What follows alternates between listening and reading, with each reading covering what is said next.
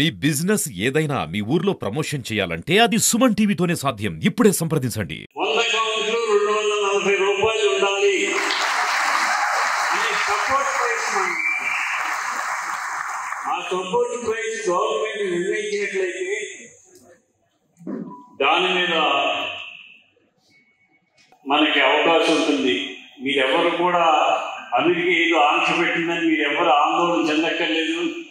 ఇందాక రఘురామకృష్ణరావు గారు చెప్పారు, మనిషి సంవత్సరానికి 3 కేజీలు తిండి మీరు పండించే పంట సరిపోదు. ఫుడ్ ప్రాసెస్కి ఆహారానికి ఎప్పుడూ డిమాండ్ ఉంటుంది. డిమాండ్ లేకపోవడం అనే సమస్య లేదు. దాని గురించి మీరు ఎవరు కూడా ఆందోళన చెందక్కర్లా. ఫుడ్ అనేది నిత్యం మనకు కావాల్సింది. ప్రతి మనిషి పొద్దున్న లేచిన కానించి సాయంత్రం పడుకునే వరకు ఏదో ఆహారం తినవలసిందే. అందులో ఈ విటమిన్స్ ఉండే ఆహారం తినడం వల్ల ఆరోగ్యం మరింత బాగుంటుంది. మీరందరూ కూడా కల్చర్ బాధ్యతగా చేయండి.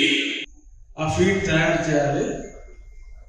ఈయన అంటే అందరికి మనకు కుదరదు. అక్కడ ఫీడ్ కూడా ఆయనే ఇంగ్రీడియంట్స్ తెచ్చి తయారు చేసుకుని వాడుకోవడం జరుగుతుంది.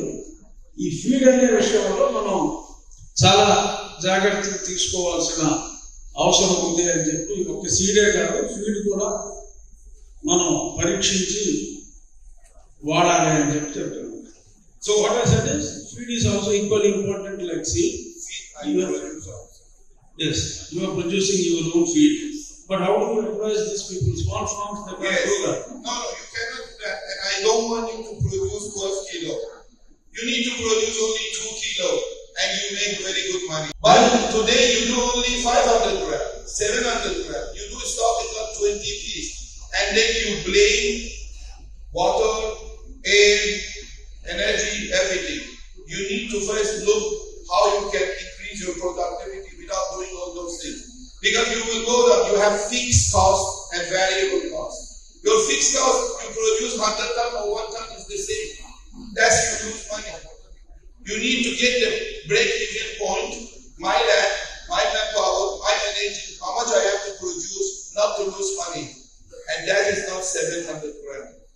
Then anything above that goes to your bucket. 12 కిలోలు మనం చేయవలసిన అవసరం లేదు. కానీ ఇప్పుడు మనం ఒక స్క్వేర్ మీటర్కి 500 గ్రాములు, మ్యాక్సిమం కొంతమంది 700 గ్రాముల వరకు చేస్తున్నారు.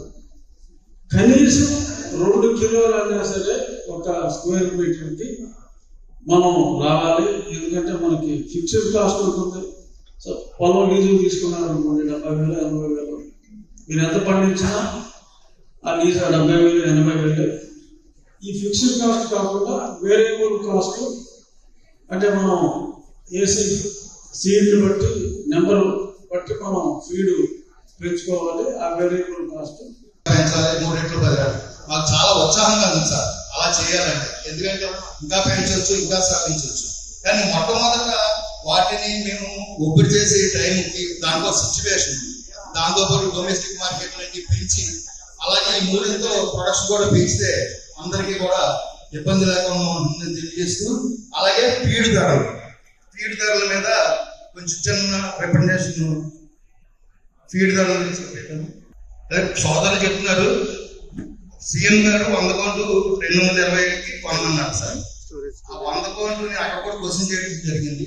ఏ విషయం వచ్చినా 100 కౌంట్ అంటారు. అక్కడి నుంచి కౌంట్కి వేరియేషన్ ఉంటాయి సార్. ఆ వేరియేషన్ గతంలో 30 రూపాయలు ఉంటే వాటిని 15 రూపాయలు చేస్తారు. ఇలాగా 5-6 వేరియేషన్లు వచ్చేటప్పటికి అక్కడ 60-70 రూపాయలు మేము నష్టపోవడం జరుగుతుంది. అలాగే మనకి ఇందులో అమెరికా ఇటువంటి రేట్లని ట్రంప్ ట్యాక్స్ తో దైనికంగా తగ్గించారు.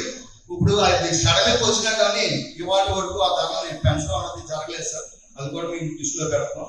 అయితే ఇప్పుడు ఫీడ్ విషయంలో నిజంగా ఇది 2016 నుంచి 20 వరకు అప్పుడు రా మెటీరియల్ స్థిరంగా ఉండటం వల్ల పెరగలేదు, అక్కడ వరకు ఓకే.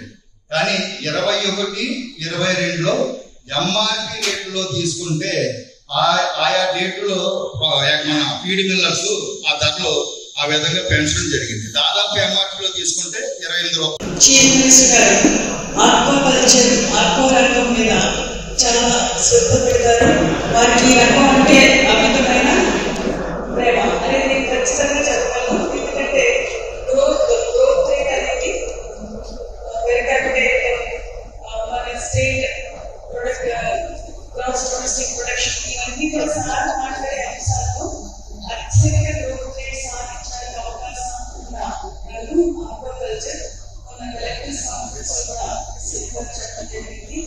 Area extension, product